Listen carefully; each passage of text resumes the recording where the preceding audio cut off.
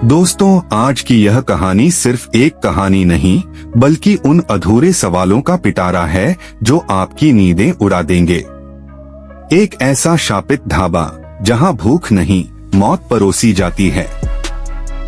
एक ऐसा रहस्यमय सफर जो 25 साल पुराने राज को उजागर करेगा।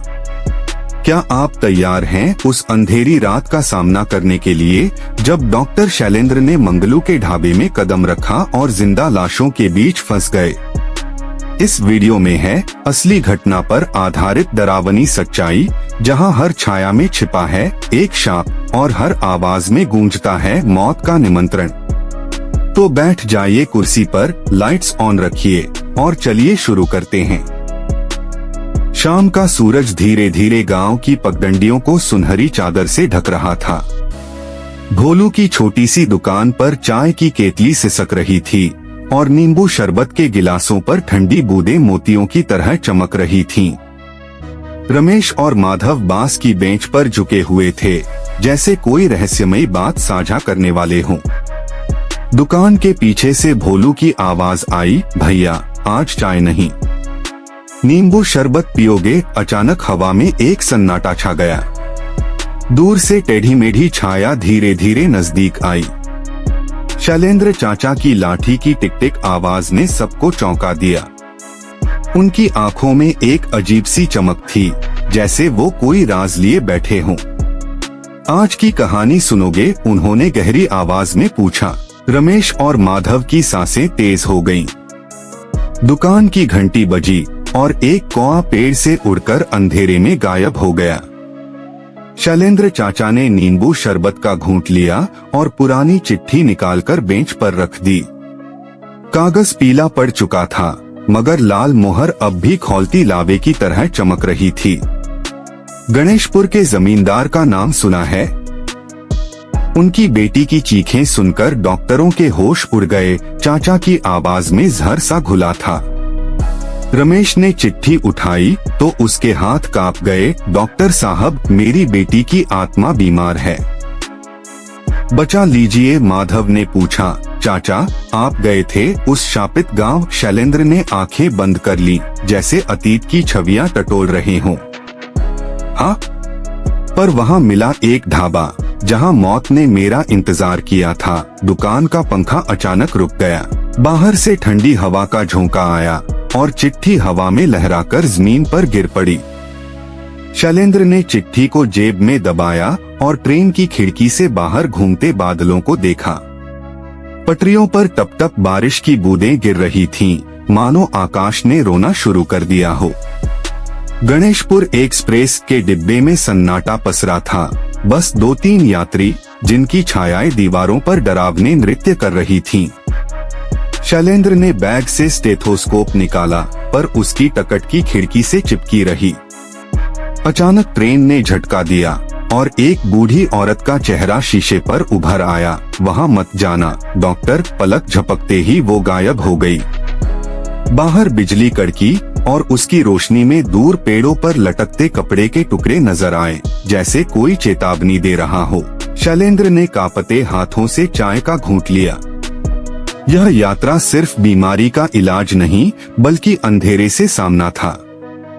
रामगंज स्टेशन पर उतरते ही शैलेंद्र ने देखा एक पुरानी बस जिस पर गणेशपुर लिखा था।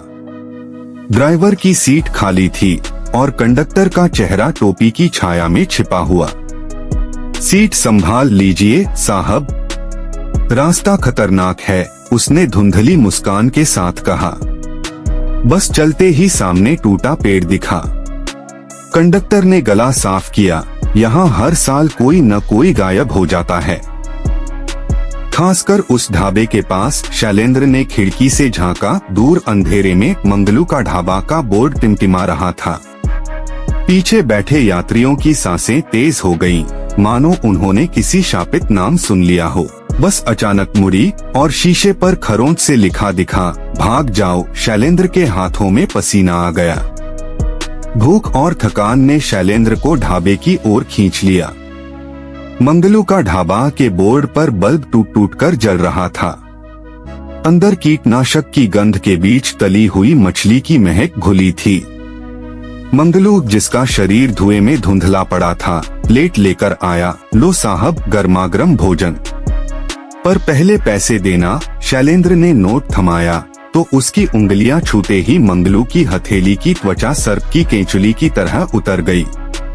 पीछे बैठे यात्रियों के चेहरे अचानक बदलने लगे, आंखें गड्ढों में तब्दील हो गईं और होठों से मांस गिरने लगा। खाओ खाओ, उनकी हड्डियों वाले जबड़े खुलबंद हो रहे थे। शैलेंद्र ने प्लेट उलट दी। दाल की जगह जहरीला कीड़ा रेंग रहा था। मंगलू की आवाज गूंजी, यहाँ से जीवित कोई नहीं जाता। शैलेंद्र ढाबे से भागा, पर पीछे से हड्डियों की खटखटाहट और हंसी गूंज रही थी।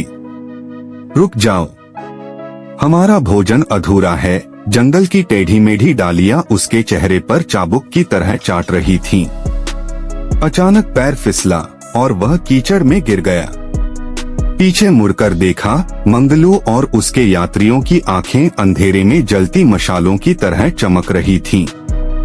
शैलेंद्र ने एक पत्थर उठाया और जोर से चीखा, मेरे माता पिता का आशीर्वाद मेरे साथ है। तभी दूर मंदिर की घंटी बजी।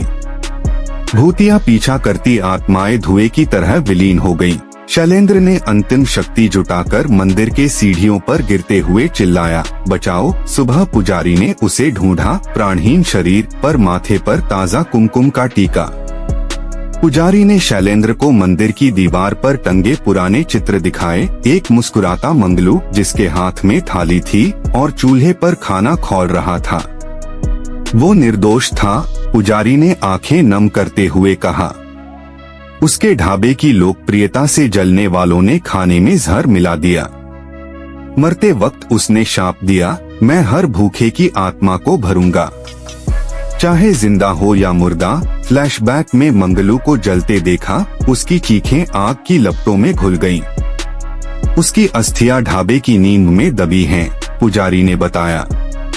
इसीलिए वो हर रात लौटता है अपने शापित भोजन से यात्रियों को फंसाने। शैलेंद्र ने देखा, मंदिर के बाहर मंगलू की छाया लाठी टेक कर खड़ी थी।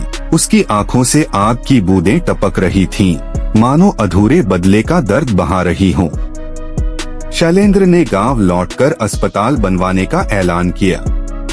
भोलू की दुकान पर रमेश और माधव उसकी बात सुनकर सिहर उठे। लालच अंधा बना देता है, शैलेंद्र ने चेतावनी भरी आवाज में कहा। मंगलू का ढाबा सिर्फ एक जगह नहीं, ये हर उस रास्ते में छिपा है जहां इंसान अपनी भूख से अंधा हो जाता है। तभी दूर से कौए की कर्कश आवाज गूंजी। भोलू ने नींबू शरबत के गिलास गिराते हुए कहा, चाचा वो देखो, दुकान के बाहर मंगलू की धुंधली परछाई लाठी टेक कर खड़ी थी, मानो कह रही हो, मेरा बदला अधूरा है। शैलेंद्र ने आंखें मूंद लीं। ये कहानी खत्म नहीं हुई, बस एक पन्ना पलटा है, उसने फुसफुसाया। रात के सन्नाटे में ढाबे की घंटी बज उठी।